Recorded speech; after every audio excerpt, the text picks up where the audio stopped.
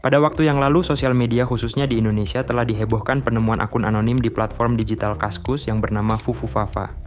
Akun ini berisi arsip sejarah peninggalan masa lalu dari seorang sastrawan yang sangat inspiratif.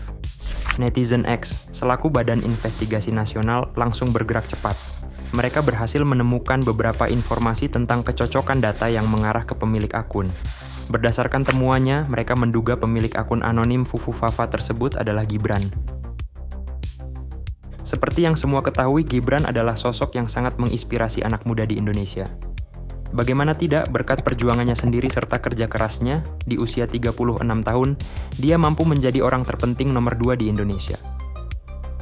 Namun berbeda dengan netizen X, Menteri Kominfo justru membantah kalau akun anonim tersebut dimiliki oleh Gibran. Menteri yang pernah mendapatkan anugerah kehormatan dari Presiden karena membawa Kominfo menjadi lembaga yang paling kredibel.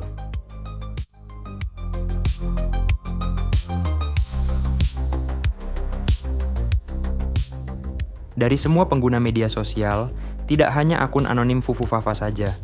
Banyak ditemukan juga akun-akun anonim lainnya yang tidak menampilkan atau memberikan identitas yang jelas. Berdasarkan pandangan psikologi, pengguna akun anonim ini cenderung berperilaku di luar kebiasaan saat identitas mereka diketahui. Ada beberapa alasan seseorang melakukan anonimitas. Di antaranya mereka merasa lebih aman, reputasinya terlindungi, merasa senang atau menghindari masalah. Namun, kondisi ini dapat menyebabkan hilangnya kesadaran sebagai individu dan melupakan tanggung jawabnya. Mereka merasa terlindungi oleh keanonimannya yang mengakibatkan terjadinya deindividuasi. Deindividuasi adalah ketika seseorang berada dalam suatu kondisi di mana dia berperilaku bukan atas nama pribadi atau anonim. Maka individu tersebut tidak merasa perlu tanggung jawab atas segala akibatnya. Anonimitas ini juga dapat menimbulkan perilaku yang agresif, tanpa rasa takut atau merasa bersalah, bahkan terhadap konsekuensi moral dan sosial. Negatifnya, mereka tanpa berpikir panjang dapat melakukan penghinaan, pelecehan atau tindakan rasis. Kecil kemungkinan, jika si pemilik akun Fufufafa ini datang secara langsung dan tiba-tiba mengatakan seperti apa yang ada di cuitannya, karena dia hadir secara nyata sebagai identitas asli dan sadar memiliki konsekuensi moral serta sosial. Ketika di sosial media, seseorang merasa bebas melakukan apapun, karena merasa tidak akan ada konsekuensi yang langsung didapatkan akibat perilakunya. Pertanyaannya, apakah ketika tidak ada kontrol sosial, manusia menampakkan sifat aslinya? Apakah benar manusia secara alamiah adalah makhluk yang jahat?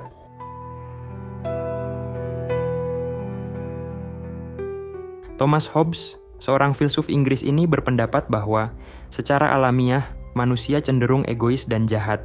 Manusia sebagai makhluk yang didorong untuk keinginan bertahan hidup dan naluri serta nafsu untuk mengejar kepentingan pribadi. Manusia hidup dalam konflik yang konstan, di mana antar individu berusaha untuk memaksimalkan kekuasaan atas individu lainnya. Hobbes juga mengatakan, manusia bisa hidup damai hanya dengan pembentukan sebuah negara atau tata hukum yang sangat kuat. Sebaliknya, Rousseau, tokoh penting dalam filsafat moral itu memiliki pandangan yang lebih positif. Menurutnya, manusia pada dasarnya adalah makhluk yang baik, yang hidup dalam keharmonisan. Namun, kejahatan manusia itu muncul saat mereka hidup dalam sistem sosial yang kompleks. Keadilan sosial dan eksploitasi ekonomi yang membuat moral masyarakat menurun. Rousseau mempercayai bahwa kejahatan itu bukan sifat alamiah manusia, melainkan terlahir dari lingkungan.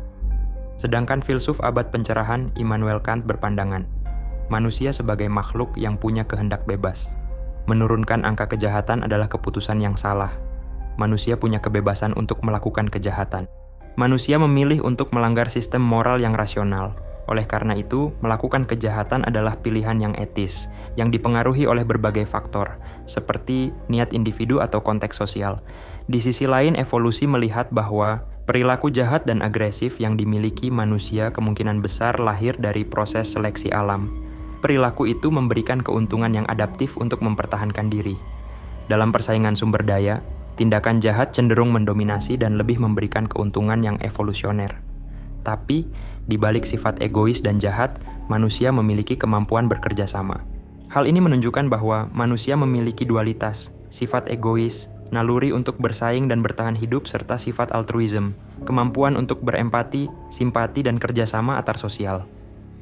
Mari kita mencoba melihat dari sudut pandang yang lebih besar. dengan sudut pandang neuroscience.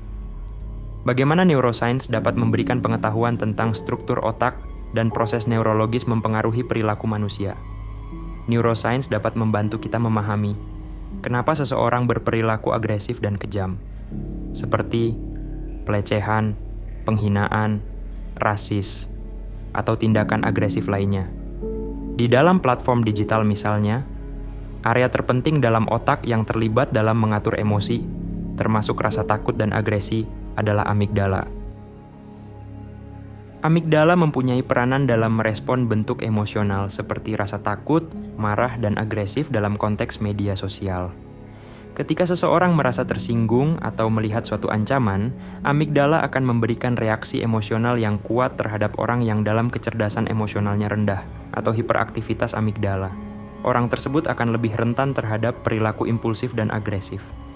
Mereka lebih mudah terprovokasi untuk melakukan serangan verbal, terutama di sosial media. Sosial media memberikan fasilitas respon cepat tanpa memberikan kita waktu untuk melakukan refleksi yang mendalam tentang apa yang kita lakukan.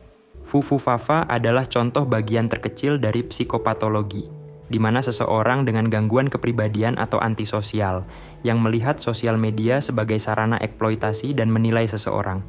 Karena bagi mereka, tindakan tersebut dikonversi menjadi sebuah kepuasan atau hiburan.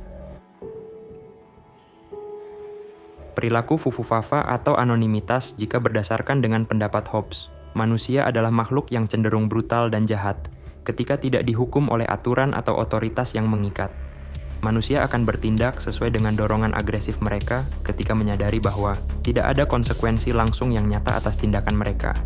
Tapi, jika perilaku fufufafa ini dilihat dari sudut pandang Rousseau, mungkin dia berpendapat bahwa perilaku jahat akun fufufafa itu tidak dihasilkan dari sifat alamiah manusia, melainkan dari sistem sosial dan teknologi yang menciptakan polarisasi dan anonimitas. Mungkin Rousseau akan melihat fenomena ini sebagai bukti bahwa bagaimana perkembangan struktur sosial digital modern sekarang ini mengalami kegagalan dan telah merusak sifat alamiah manusia itu sendiri. Media sosial di hari ini dapat direpresentasikan sebagai cermin gelap yang memantulkan kondisi masyarakat. Fenomena akun fufufafa telah mencerminkan ketegangan sosial. Bagaimana fenomena ini bisa terlahir? Teori konflik yang pernah ditulis Karl Marx menjelaskan, semua aspek kehidupan sosial itu didasari pada ketegangan kelas dan perjuangan untuk memperoleh kekuasaan. Perjuangan kelas dalam konteks media sosial dapat digambarkan sebagai pertempuran naratif, di mana akun-akun anonim menjadikan media sosial lahan pertempuran, memberikan serangan atau meluapkan kemarahan terhadap dunia politik atau kebijakan sosial. Nilai dan ideologi yang berbeda di antara kelompok sosial juga dapat memicu konflik, ketika perjuangan suatu kelompok berdasarkan kepentingan dan pandangan mereka berlawanan. Media sosial telah memberikan ruang bagi individu untuk membentuk identitas digital, seperti akun fufufafa contohnya, yang memungkinkan setiap orang membentuk persona yang berbeda dari kehidupan nyata. Pada umumnya, interaksi mereka sering didasari pada simbol-simbol, seperti perdebatan politik, ideologi, bahkan agama. Akun fufufafa adalah bagaimana contoh anonimitas teknologi dan fenomena sosial. Hal yang dapat mendorong seseorang berperilaku agresif di sosial media. Dari sudut pandang psikologis, fenomena ini adalah efek dari deindividuasi, di mana anonimitas telah memperburuk agresi digital. Dalam sudut pandang filosofis, bagaimana perdebatan sifat alamiah manusia, dan bagaimana teknologi melihat tentang manusia dari sisi gelap, dan dari sudut pandang sosiologis, fenomena ini adalah refleksi dari ketegangan sosial dan dinamika politik yang semakin kotor di era digital teknologi. Teknologi bukan hanya sebagai refleksi bagi manusia, tapi juga medium yang memperlihatkan sisi lain dan pikiran jahat manusia. Algoritma sosial media dan struktur dunia maya telah menciptakan ruang yang memungkinkan perilaku ini tumbuh subur. Apakah semakin canggih teknologi akan semakin memperjelas sifat asli manusia? Apalagi dengan perkembangan AI yang semakin masif. Lalu, bagaimana peradaban manusia ke depannya, khususnya di Indonesia?